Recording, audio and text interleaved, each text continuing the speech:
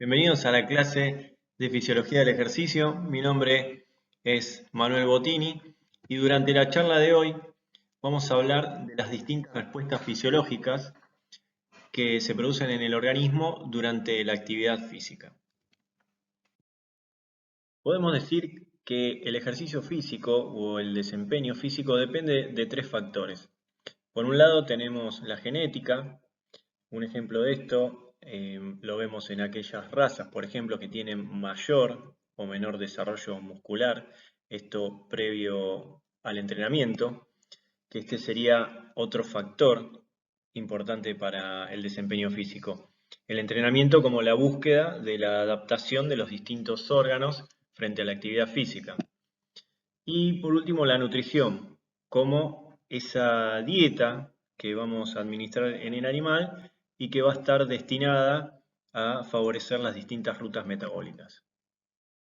Bien, de la interacción entonces entre estos tres factores surge lo que denominamos la capacidad atlética.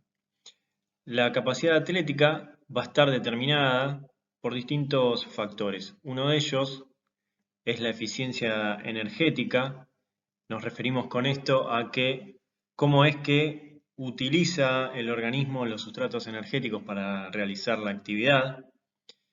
La capacidad atlética también depende de la capacidad aeróbica. Con esto nos referimos a cómo es la relación en el consumo de oxígeno y qué también utiliza este oxígeno durante la actividad física. Las propiedades del músculo esquelético van a determinar la capacidad atlética. Con esto nos referimos a cómo se da la contracción y la relajación de estos músculos y los distintos tipos de fibras musculares. Las respuestas hematológicas y bioquímicas se van a ver modificadas como consecuencia del ejercicio. Esto lo vamos a ver durante esta charla. La función cardiovascular y respiratoria, que son fundamentales en la capacidad atlética de un individuo, ya que éstas se van a modificar y se van a adaptar al ejercicio. Y finalmente, la adaptación o la respuesta al entrenamiento, sí que van a ser estos cambios que se van a dar en el organismo, pero a lo largo del tiempo, ¿sí? Podemos encontrar distintas especies atléticas. Acá en este gráfico nos encontramos con 4 especies. Una de ellas es el humano. Vemos las distintas velocidades a las que pueden correr cada una de estas especies. Alrededor de 36 kilómetros el camello, un poco más el humano. Le sigue el galgo como otra de las especies atléticas y como especie atlética por excelencia el equino. A lo largo de esta charla nos vamos a referir en muchas situaciones a la fisiología de ejercicio en el equino, que es la especie donde más está desarrollado el tema. Es la especie, sobre todo en nuestro país, es la especie que encontramos más enfocada a lo que es el ejercicio. Podemos mencionar distintos tipos de ejercicio. Por un lado, podemos hablar en cuanto a la intensidad del ejercicio. Acá nos encontramos con ejercicios de resistencia, es decir, ejercicios de baja o mediana intensidad que se sostienen a lo largo del tiempo. Por otra parte, podemos hablar de ejercicios de velocidad, donde generalmente la intensidad es máxima o supramáxima y la duración del ejercicio es corta. Vamos a hablar de ejercicios en los cuales el consumo de oxígeno determine la ruta metabólica. Por ejemplo, vamos a tener ejercicios de tipo aeróbicos, donde claramente se consume oxígeno, versus aquellos ejercicios donde no es necesaria la presencia de oxígeno, por lo tanto tenemos reacciones de tipo anaeróbicas. En cuanto al esfuerzo, es decir, este ejercicio, si propone o no esfuerzo, se hablan de esfuerzos de tipo submáximos versus aquellos esfuerzos máximos. Esto lo vamos a ver algunas slides más adelante, vamos a hablar sobre este tema. Y por último, hay ejercicios que se pueden clasificar según el movimiento. Y este tipo de movimiento podemos decir que es dinámico o estático. Y esto se relaciona más que nada al acortamiento de la fibra muscular. Dijimos que según la intensidad podíamos clasificar el ejercicio como de velocidad y de resistencia. Bueno, ¿cuáles son las velocidades que en este caso, según vemos en la imagen, puede realizar un equino el ejercicio? Alrededor de 10 km por hora se habla de que la velocidad de marcha es de paso, la velocidad siguiente es de trote, alrededor de 36 km. El próximo ritmo que le sigue es el galope, en unos 54 km por hora. Y finalmente, a una intensidad máxima, fíjense que conforme aumenta la velocidad, podemos hablar que aumenta la intensidad, tenemos la velocidad de marcha de carrera en unos 64 km hora. Es necesario simplemente que tengamos en cuenta estas velocidades de marcha para unas diapositivas más adelante poder interpretar algunos gráficos que vamos a ir siguiendo. Energética y ejercicio. Pensamos en ejercicio y pensamos en contracción muscular. Si pensamos en contracción muscular, necesitamos energía para esa contracción muscular. Como vimos, la nutrición era uno de los factores que determinaba justamente el desempeño físico.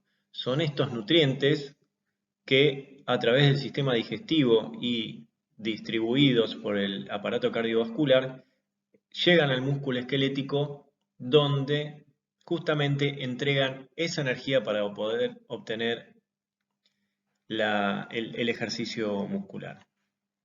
Si recuerdan, acá aparece entonces la moneda de intercambio energético o la moneda energética del organismo que es el ATP. Es esta molécula, la adenosina trifosfato, que a través de la acción de la miosina ATPasa podemos obtener energía. Por cada fósforo que se separa, se obtiene energía. Es así que un mol de ATP nos entrega 7,3 kilocalorías. Veamos entonces cómo es que el organismo, a través de las distintas rutas metabólicas, puede obtener esta moneda energética para llevar a cabo el ejercicio. ATP, entonces, como moneda energética, vimos que este se hidroliza y nos entrega energía. Tenemos que tener en cuenta que aproximadamente de esta hidrólisis se libera energía y un 75% es transformada en energía calórica y solo un 25% en energía mecánica. ¿Qué significa esto? Que solamente un 25% va a estar destinado al movimiento y ese otro 75% nos va a incrementar la temperatura. El ATP entonces se encuentra almacenado en una pequeña cantidad de músculo que nos va a permitir una actividad muscular de aproximadamente 1 a 2 segundos. Fíjense que es un periodo muy breve. Es así que necesitamos resintetizar el ATP para que continúe la actividad muscular. ¿Cómo es esta nueva síntesis o resíntesis? Tenemos dos sistemas que son de tipo anaeróbicos, el sistema fosfágeno, donde a través de la fosfocreatina, ¿sí?, unida al ATP, vamos a poder entregar energía que nos va a permitir un ejercicio de una duración aproximada de 10 segundos. ¿Sí? Fíjense que la ponemos en primer lugar a este sistema porque este sistema es el primero que se pone en funcionamiento ni bien comienza el ejercicio y tener en cuenta entonces su corta duración.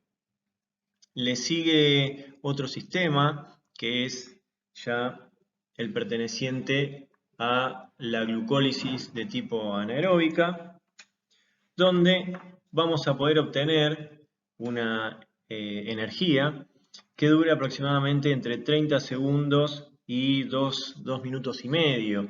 Esta fuente generalmente es utilizada fundamentalmente en el ejercicio de velocidad.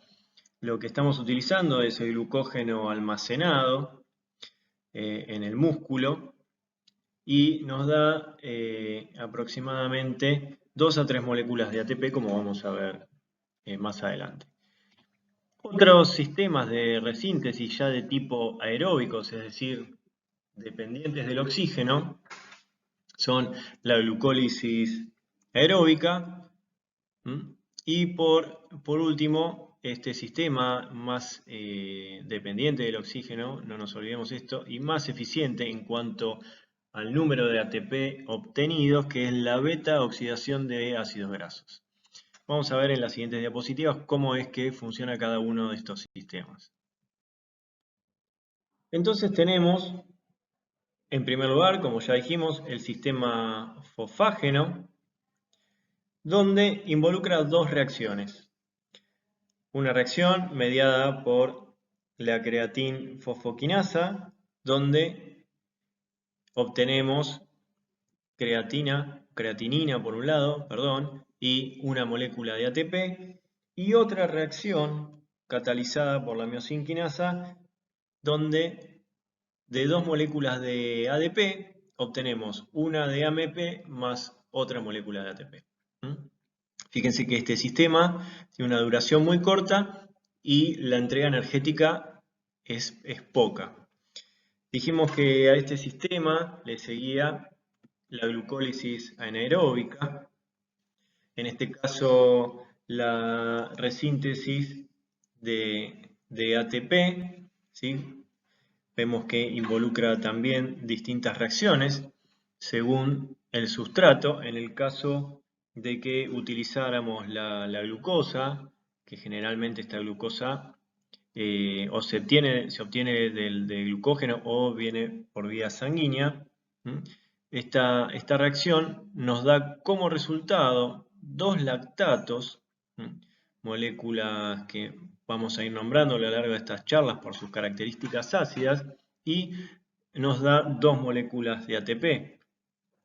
La otra vía, sí, que es la que se encuentra, involucrado el glucógeno con un ATP, ¿sí? Nos da como resultado dos lactatos y tres moléculas de ATP.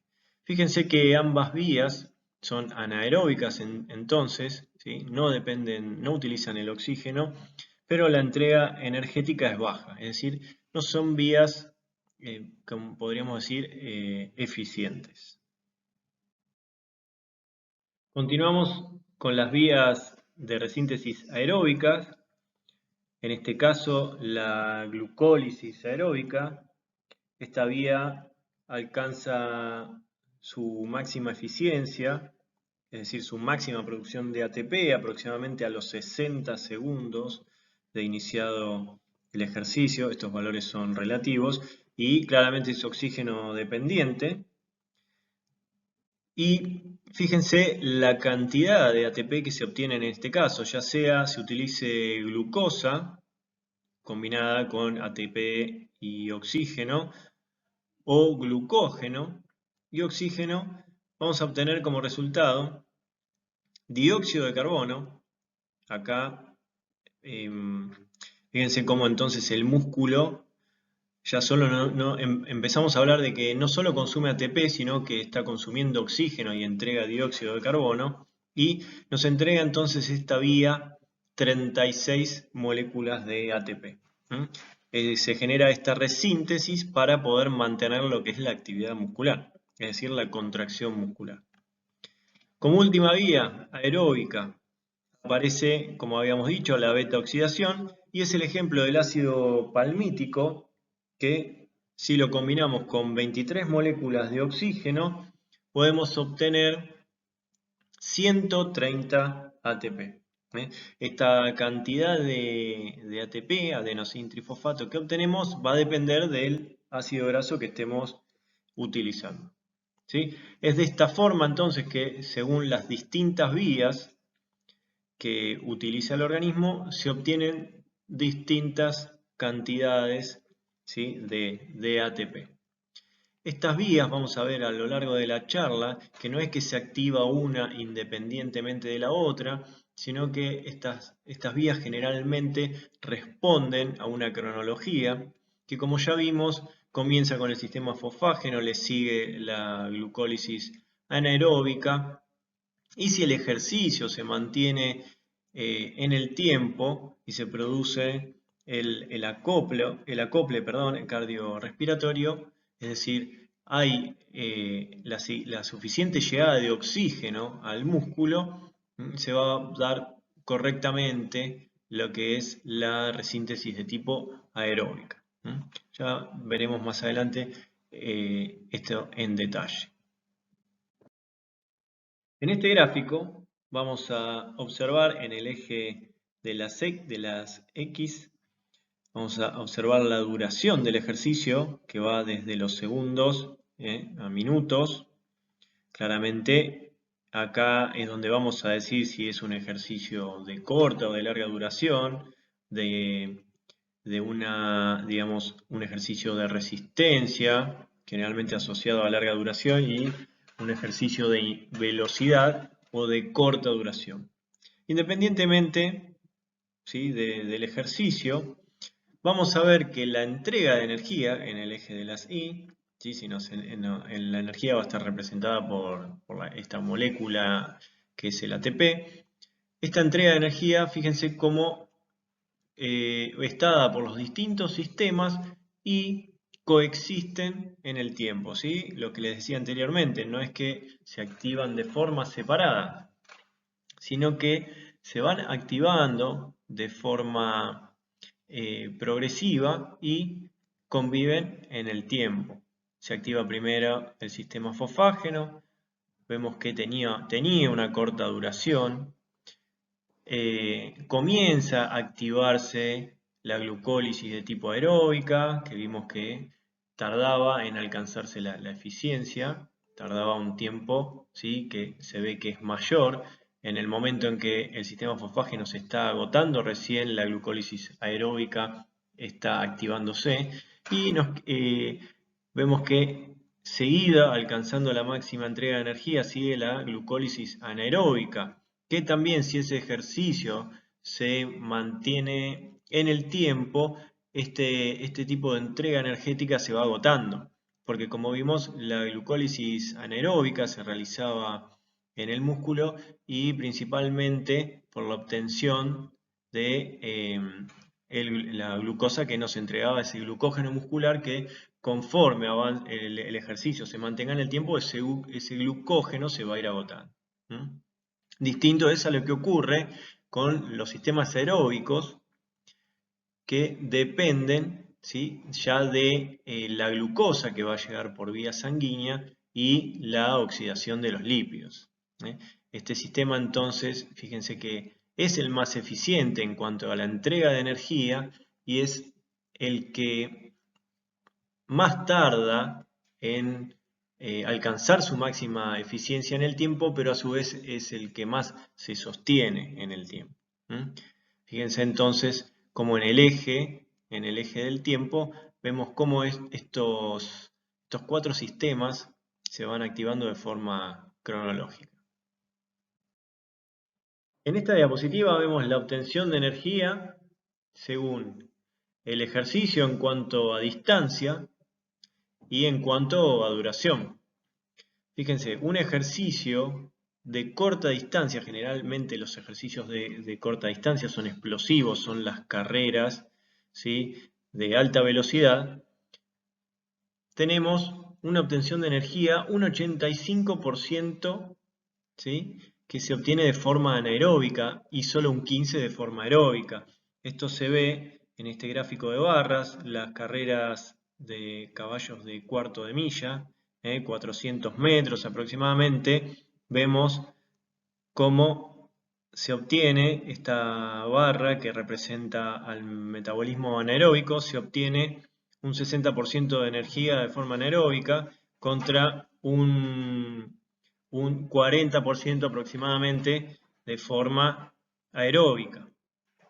Conforme entonces se va alargando esta distancia, fíjense, podemos tener carreras, ¿sí?, de resistencia, las que se denominan carreras de tipo de endurance, donde hay distancias de 80 kilómetros y la obtención de energía prácticamente es muy baja de forma anaeróbica, aproximadamente un 5% o menos, donde acá el metabolismo es puramente aeróbico. Generalmente estas carreras son de baja velocidad, de baja intensidad. Entonces acá permite que el organismo mantenga un metabolismo de tipo sostenido y aeróbico. Vamos a hablar de las fibras musculares.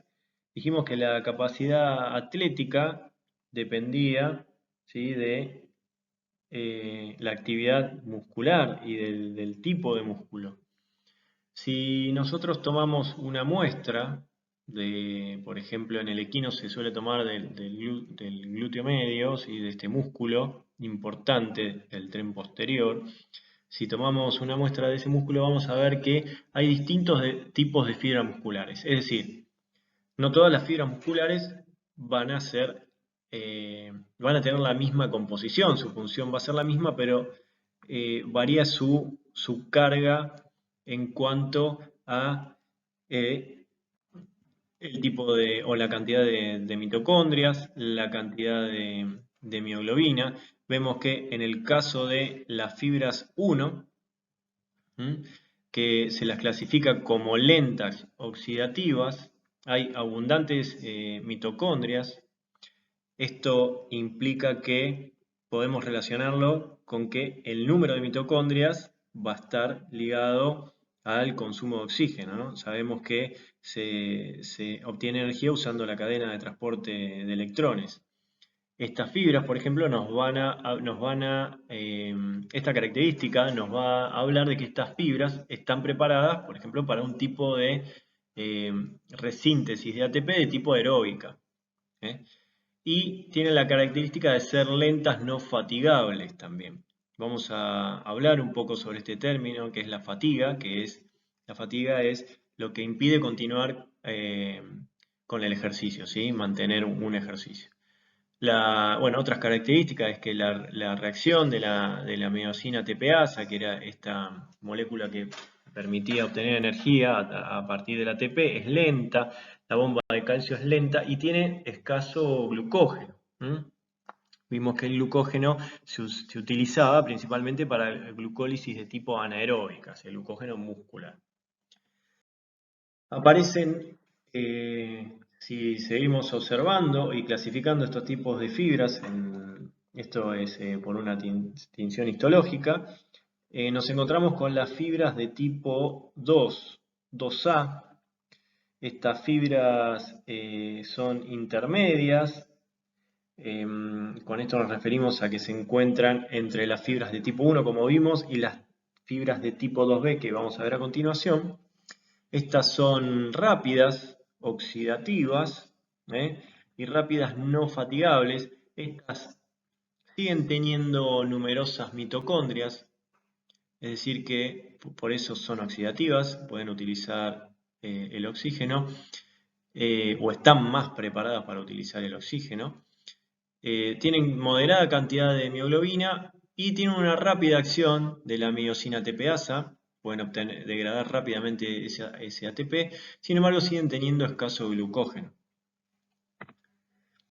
Nos sigue las fibras tipo 2, 2B, que son rápidas glucolíticas. En este caso vamos a estar hablando de fibras que se encuentran en individuos que hacen ejercicios de velocidad, es decir, de mucha intensidad y de corta duración. Esto recordamos que, como les decía, son generalmente ejercicios de corta distancia, donde se busca la máxima actividad muscular, la máxima potencia, podríamos decir, para alcanzar la máxima velocidad. Estas fibras entonces de 2B tienen características más de un metabolismo de tipo anaeróbico, con escasas mitocondrias, escasa mioglobina, pueden rápidamente degradar el ATP y fíjense que tienen abundante reserva de glucógeno. Estas fibras las encontramos, como les decía, entonces en individuos que están preparados para carreras de intensidad y corta distancia. Acá podemos recordar cuando hablamos de la genética, ¿no?, como factor para el desempeño físico. Es así que distintos individuos van genéticamente a tener distintas aptitudes para los diferentes ejercicios, ¿no? Va a ser la genética la que va a determinar la mayor proporción de un tipo de fibra en relación a la otra. Y eso va a marcar la diferencia entre individuos, más allá del entrenamiento, que como otro factor va a ser el que busque la adaptación de ese individuo al ejercicio más allá de la genética, ¿no? Pero siempre con la limitación genética. Bien, hablamos de músculo, hablamos entonces de la contracción que realiza este músculo, la energía que utiliza para la contracción y los distintos sistemas. Vimos que parte de estos sistemas utilizaban el oxígeno para realizar la glucólisis de tipo aeróbica o la beta-oxidación. Entonces tenemos que hablar de lo que es el consumo de oxígeno o VO2, y esto va a estar determinado, o lo vamos a poder calcular, ¿sí?, como la diferencia entre el oxígeno, es decir, la presión parcial de oxígeno en la arteria, que va a ser el vaso que nos lleve este gas hacia los tejidos, y la presión parcial de oxígeno en la vena, es decir, cómo vuelve esta sangre, qué cantidad, qué presión de oxígeno contiene esta sangre luego de haber oxigenado a los tejidos. Esto es la diferencia arteriovenosa. Esta diferencia claramente nos indica el consumo de oxígeno junto con este otro parámetro que es el gasto cardíaco. Es decir, que de esta forma, conociendo el gasto cardíaco y esta diferencia de presiones arteriovenosas, podemos calcular el consumo de oxígeno por minuto. ¿Por qué necesitamos saber el consumo de oxígeno? Bien, en este gráfico tenemos entonces en el eje de las X las distintas velocidades. Habíamos hablado del paso, del trote, del galope y la carrera. Habíamos dicho que la carrera era esta máxima velocidad de gran intensidad. Y en el eje de las Y, el consumo de oxígeno en mililitros de oxígeno por kilo de animal por minuto. El consumo de oxígeno minuto. Y vemos que conforme aumenta la intensidad de este ejercicio, aumenta el consumo de oxígeno. Esto es lógico porque estas vías de tipo aeróbicas se ven activadas para poder entregar justamente el ATP necesario para realizar estos tipos de ejercicios. Claramente, un paso con una velocidad de 10 kilómetros requiere menos energía, hay menos contracción muscular, de menos intensidad que un galope, donde el músculo va a realizar más contracciones por minuto para poder lograr este tipo de velocidades. Es entonces que de la mano del tipo de ejercicio va el consumo de oxígeno, hasta que se alcanza un consumo de oxígeno máximo. Y este consumo de oxígeno máximo va a estar determinado por la capacidad aeróbica de ese animal, es decir, por la activación y por la eficiencia de las vías aeróbicas que posee ese animal. Aclarando esto, podemos trabajar sobre el entrenamiento de este individuo para lograr aumentar el consumo de oxígeno. ¿De qué depende el consumo de oxígeno por minuto? Podemos decir que va a depender de la capacidad de intercambio gaseoso, es decir, estas vías aéreas cómo producen un intercambio gaseoso. Esto depende de la función del aparato respiratorio. ¿Cómo es el transporte de oxígeno a los tejidos? Esto tiene que ver, ¿sí?, con la capacidad de realizar hematosis y de transportar luego este oxígeno a los tejidos. Sabemos que este trabajo sí lo producen los eritrocitos. Y de la eficiencia tisular, es decir, qué tan eficientes son los tejidos para utilizar ese oxígeno. De estas tres variables depende el consumo de oxígeno. Entonces, el consumo de oxígeno máximo por minuto en ejercicio vamos a decir que representa la capacidad aeróbica del individuo. Esto es aproximadamente, ¿sí?, de 170 en un equino, ¿sí?, de carrera. Es un caballo de pura sangre, el SPC. Es aproximadamente de 170 mililitros kilo minuto contra aproximadamente 3 a 5 mililitros kilo minuto que está en reposo.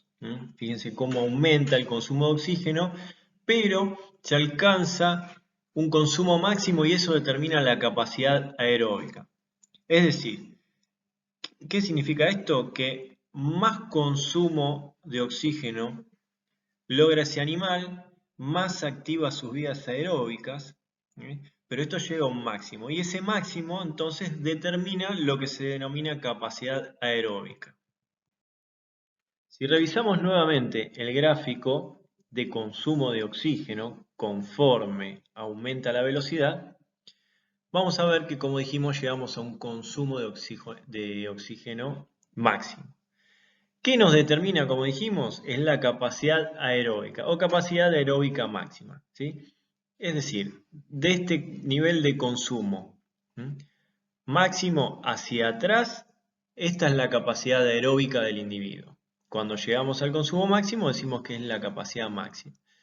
Y estamos hablando en este caso de un ejercicio por debajo del máximo, un ejercicio de tipo submáximo. Bien, ¿qué pasa cuando este individuo alcanza su máxima capacidad aeróbica? Es decir, que ya no puede consumir más oxígeno y hay un límite en las vías aeróbicas. Este individuo puede continuar con el ejercicio, pero continúa a expensas de las rutas metabólicas de tipo anaeróbicas. Esto es lo que se denomina reserva anaeróbica. Esto va a ser principalmente a expensas de la glucólisis anaeróbica que se produce en el músculo. Si recuerdan, este tipo de glucólisis nos da como producto, nos da lactato. Vamos a ver entonces, unas diapositivas más adelante, cómo este lactato influye en este ejercicio que ya denominamos supramáximo, es decir, que excede al consumo de oxígeno máximo, como este ejercicio se puede lograr pero no se puede sostener en el tiempo, debido a que se agota esta reserva anaeróbica y se acumula lactato. Fatiga muscular, entonces, como la imposibilidad de continuar el ejercicio a una intensidad requerida. Pero, ¿de qué depende la fatiga muscular? Por un lado, el agotamiento de los sustratos energéticos. Si no tenemos energía para la contracción muscular, vamos a tener como resultado fatiga. Es decir, este músculo no va a poder seguir contrayéndose y mantener este ejercicio. La acidosis intracelular, fíjense, acá aparece este ácido láctico que vimos que se acumulaba en la célula como producto de la glucólisis anaeróbica. Este ácido láctico acidifica el medio intracelular y esto atenta así contra las reacciones justamente intracelulares. Esto también se suma a lo que es la fatiga muscular. El aumento del eflujo de potasio de la fibra muscular, esto modifica la excitabilidad de la célula. el aumento de la temperatura muscular. Como vimos, la hidrólisis de ATP nos entregaba aproximadamente un 75% de energía calórica. Esto hace que se aumente la temperatura del músculo y las reacciones enzimáticas se encuentren trabajando a una temperatura que no es la temperatura adecuada. La disminución del flujo sanguíneo muscular, esto es debido a la actividad muscular, y se vio que en algunos casos tiene un componente ya no de tipo eh, mecánico, ¿sí? O químico, sino que hay un componente de tipo psíquico donde el aburrimiento, es decir, eh, esta actividad sostenida en el tiempo, genera un aburrimiento para el animal que estaría, ¿sí? Favoreciendo lo que es la fatiga muscular.